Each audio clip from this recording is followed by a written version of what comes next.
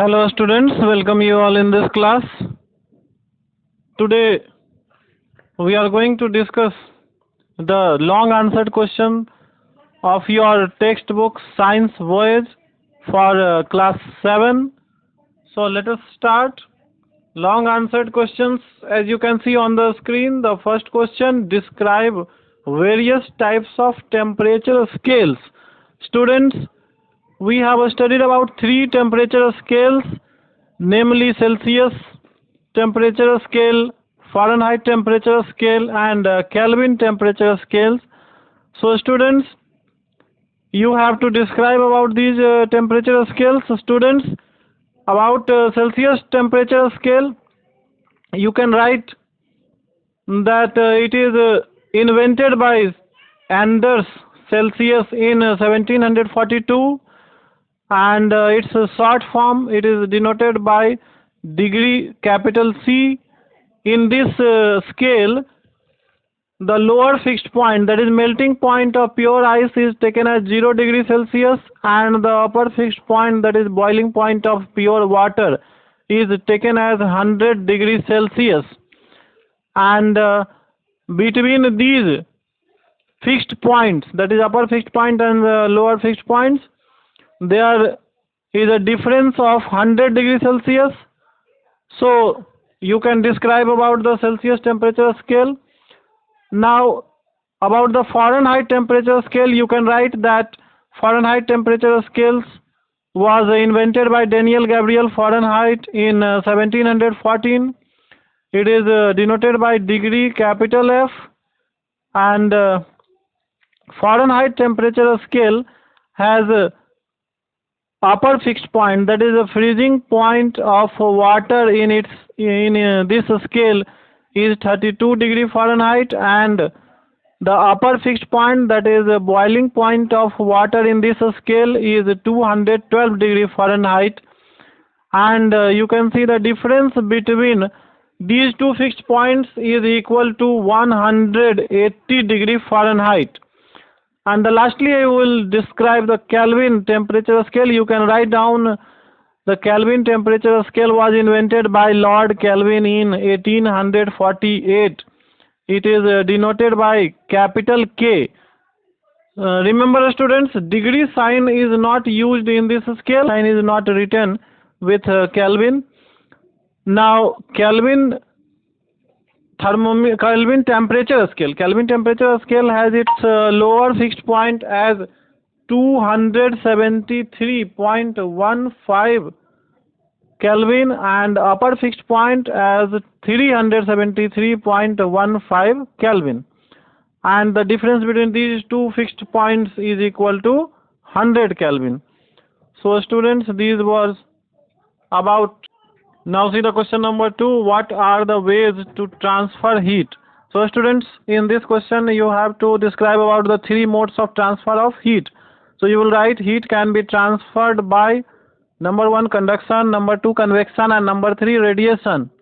First you will describe about conduction, and you will define it as conduction is the mode of transfer of heat which takes place without the movement of material as a whole.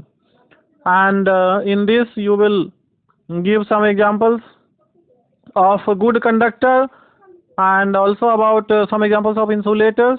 By this way you can describe the method of conduction, and you can write a short activity also. And next we will describe convection, and about convection, first you will define it. Convection is the mode of transfer of heat which takes place by the movement of particles of fluids itself, fluids, that is a liquid or gases. And the transfer of heat by convection cannot take place in a solid because particles of the solids are fixed at a place, they cannot move about freely. And so convection is only possible in liquids or gases. You can describe convection by giving a short activity for heating water in a vessel and forming convection current. You can draw a diagram So describing depends upon you. In your own word, you can describe it. There are some natural examples of convection also. Convection in nature, like sea breeze, in the form of sea breeze, and land breeze. So students, describing or writing the answer of a long answer cannot be bound with the help of words. You have to use your own skill, your own word you can use, and but the points, the important points should be included in the answer. So the last mode of transfer, you will describe radiation. Radiation is the mode of transfer of heat which takes place without help of any medium. So radiation does not need any material medium, and in a space, in vacant space where there is no material medium, the heat transfers only by radiation. For example, solar heat reaches to the earth with the help of radiation. So with these words you can describe about radiation, and you can describe also that black bodies are good absorber of radiation, and white bodies are good reflector of heat radiation. So with these words you will complete your answer number 2. Now see the answer number 3. Explain expansion in solids, liquids and gases by giving one example each. So students, we have studied about expansion of heat, thermal expansion. That is about thermal expansion you have to describe. And since it is a long answered question, so first you will define the thermal expansion. The expansion of substances as an effect of heat, or you can write that the expansion produced in a substance or in a body or a material by giving heat to it or by heating it is called thermal expansion. And this thermal expansion takes place in all the 3 states of matter, that is solids, liquids and gases. But remember, in solids the thermal expansion is very least, as a minimum rate you can say. Generally in liquids the thermal expansion is more than that of solids, but less than that of gases, and in gases the thermal expansion is maximum. So now you can write about 3 points, first for solids, second for liquids, and third for gases. For solids you will write that when a solid material like metals, you can give examples of metals also, iron, steel or copper, is heated, its particles move rapidly at their fixed location, that is vibrate around their fixed location, and this results into expansion of solid.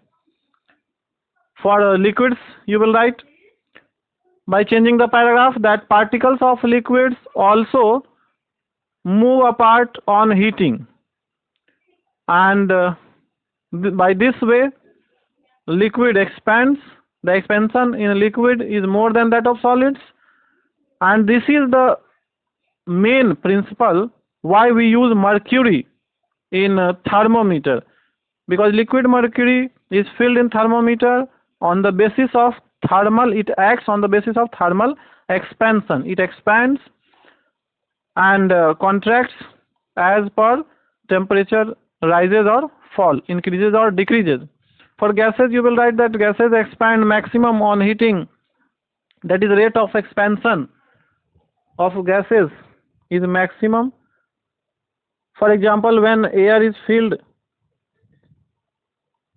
in a balloon and it is heated, the air in the balloon is heating, it expands and becomes lighter and rises up. So this is called hot air balloon. Hot air rises up. This proves that hot air is lighter than cold air, and this is a result of expansion in air. So by this way you can write the answer number 3. In next class we will describe the answer number 4 and so on. Till then, good.